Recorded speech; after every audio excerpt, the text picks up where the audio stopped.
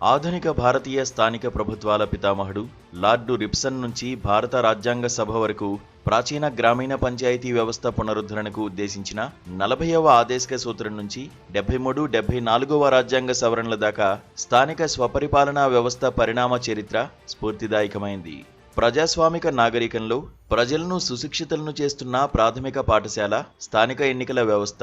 తెలంగాణ రాష్ట్రం మరోసారి ఈ ఎన్నికలకు సంసిద్ధమవుతోంది.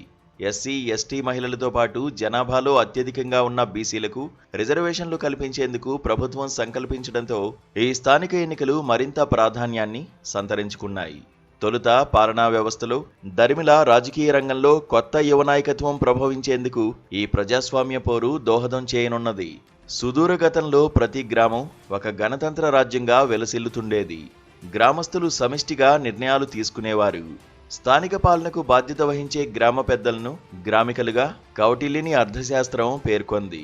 రాచరికాలు ప్రబలి సామ్రాజ్యాలు విస్తరిల్లిన తర్వాత ముఖ్యంగా బ్రిటిష్ వలస పాలనలో ఆ గ్రామీణ అధికార వికేంద్రీకరణ వ్యవస్థ పూర్తిగా ఛిద్రమైపోయింది. 1992లో 73, 74 రాజ్యాంగ సవరణలతో స్థానిక ప్రభుత్వాలకు వినూత్న ప్రజాస్వామిక స్వరూప స్వభావాలు సమకూరాయి. అణగారిన సామాజిక వర్గాల వారు రాజకీయ అధికారంలో భాగస్వాములయ్యారు. మరీ ముఖ్యంగా మహిళా సాధికారతకు ఇతోధిక దోహదం చేకూరింది. పలువురు మహిళలు పంచాయతీ సభ్యులుగా ప్రారంభమై శాసనసభ, పార్లమెంటుకు ఎన్నికయ్యారు. ఈ సందర్భంగా రాష్ట్రపతి ద్రౌపది ముర్ము రాజకీయ ప్రస్థానాన్ని ప్రస్తావించి తీరాలి.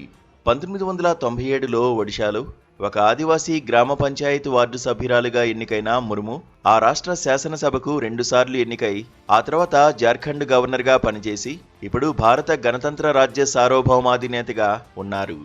ఈ స్ఫూర్తిదాయక ఆదివాసీ విజయగాథ 73వ రాజ్యాంగ సవరణతోనే సుసాధ్యమైంది.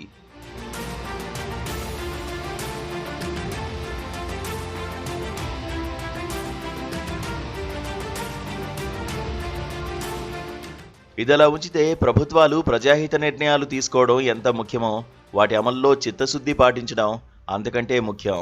ఘన సార్వత్రిక తదనంతర అసెంబ్లీ ఎన్నికల్లో నిర్వహణలో అక్రమాలు చోటు చేసుకున్నాయని ప్రజాస్వామ్య నైతిక సూత్రమైన ఓటు హక్కు లక్షలాది ప్రజలకు లేకుండా చేస్తున్నారని ఆరోపిస్తున్నారు కాంగ్రెస్ జాతీయ నాయకుడు రాహుల్ గాంధీ. ఆ విషయమై ఎన్నికల సంఘంకు వ్యతిరేకంగా పెద్ద పోరాటమే చేస్తున్నారు. 2 కంటే ఎక్కువ మంది పిల్లలు ఉన్నవారు ఎన్నికల్లో పోటీ చేసేందుకు అనర్హులన్న నిబంధనను కొనసాగించడం ముదావహం. అయితే సర్పంచ్, ఇతర వార్డు సభ్యులను ఏకాభిప్రాయంతో ఎన్నుకోవడాన్ని నగదు బహుమానాలతో ప్రోత్సహించే పద్ధతికి స్వస్తి చెప్పి తీరాలి. ఎందుకంటే అది ప్రజాస్వామ్య స్ఫూర్తిని బలహీనపరుస్తుంది. ప్రతి గ్రామం స్వావలంబనతో తన వ్యవహారాలను తానే నడుపుకోగలగాలి. ప్రపంచం మొత్తం ప్రతికూలమైన తనను తాను సంరక్షించుకోగలగాలి అని గాంధీజీ పంచాయతీ వ్యవస్థకు ఆశయ నిర్దేశం చేశారు. ఈ ఆశయ సాధనకు మన 11వ రాష్ట్రపతి ఏపీజే అబ్దుల్ కలాం ఒక ఆచరణాత్మక మార్గాన్ని సూచించారు. గ్రామీణ ప్రాంతాల్లో పట్టణ సదుపాయాలు కల్పించడం ద్వారా గ్రామాలకు అభివృద్ధి సామర్థ్యం కలిగించడమే ఆ నిర్మాణాత్మక బాట. ఆధునికీకరణకు ప్రగతిశీల రాజకీయాలే ప్రాతిపదిక కావడమనేది స్వతంత్ర భారతదేశ చరిత్ర విశిష్టత. ఈ దృష్ట్యా దళితులు, గిరిజనులు, మహిళలు, వెనుకబడిన వర్గాల వారికి పాలనా వ్యవస్థల్లోనూ రాజకీయ అధికారంలోనూ గణనీయమైన భాగస్వామ్యం కల్పించేందుకు దోహదం చేస్తూ ఈ స్థానిక ఎన్నికలు తెలంగాణ ఔన్నత్యానికి వెలుగుబాటలు వేయాలి.